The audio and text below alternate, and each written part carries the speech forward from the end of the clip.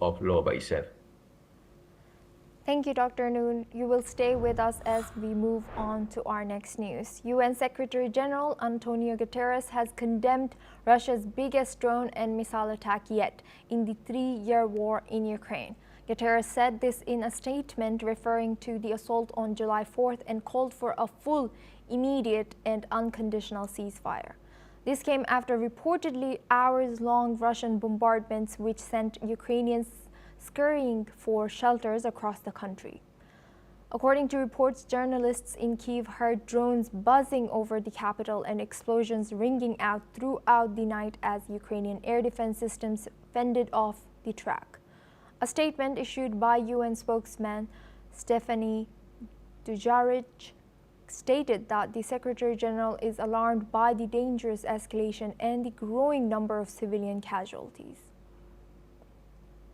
It also noted that attacks against civilians and civilian infrastructure are prohibited under international law and said that they must be stopped immediately. Now we're joined back by our guest for this discussion, Dr. Noor Nirwandi, security analyst. Thank you, Dr. Noor, for staying with us.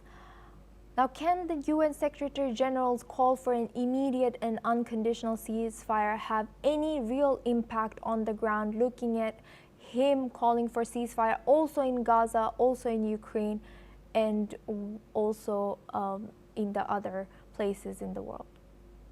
I think if we look into the conflict that happens in Ukraine and in Gaza, it shows that the conflicts have been going on for quite some certain numbers of years.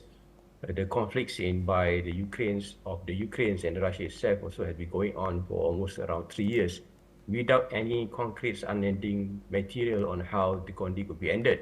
So it's important for United Nations, particularly to the Security Council, to overlook and to look into the elements on how the conflict could be solved in the context of diplomacy, and of course in the context much more better application towards the use of the Security Council.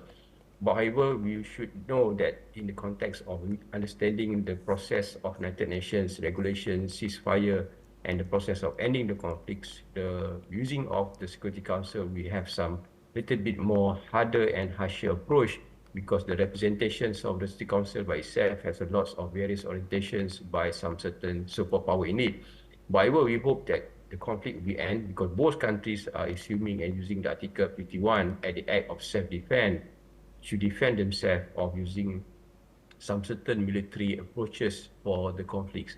So I think it's quite inhumanitarian for any form of issues, and of course we would like to see the global peace happen, and we want the Security Council to take more firm action and want the diplomatic elements of both countries to be restored, and ending the war is something that people really hopes, and hopefully it will start off with a diplomatic and a good representation of ceasefire initiated by United Nations and comply by both leaders of the conflicts, which is Ukraine and Russia.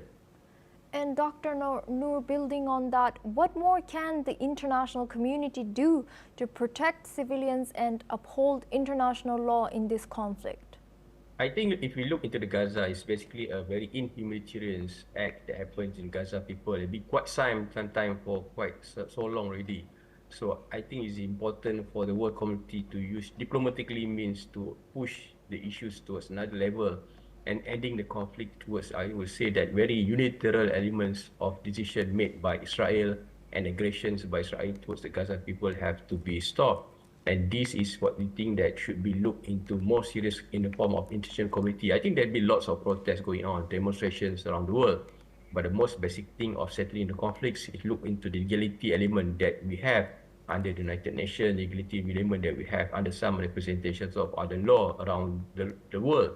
And it seems that none is working so far. And we do hope that with the international constant pressure, diplomatic pressure by all the countries around the world and by the people of the community, using some algorithm of the social media to push for any form of war to be stopped, particularly that really an operation against the Gaza people, we have a significant shift toward the conflicts, because this is something that we have to really look seriously, because dozen people is basically dying, being ousted from their home, and they really need a world attention, and hopefully the conflict can be solved and there will be an immediate ceasefire, and Palestine will be granted a sovereignty state, although they are not still be granting the sovereignty by United Nations, and basically they are just a form of full memberships of the United Nations just as an observer. So this is something that is not fair, and hopefully the world diplomatic international community will push forward for the unending resolving the conflicts between the Gaza and Israel permanently.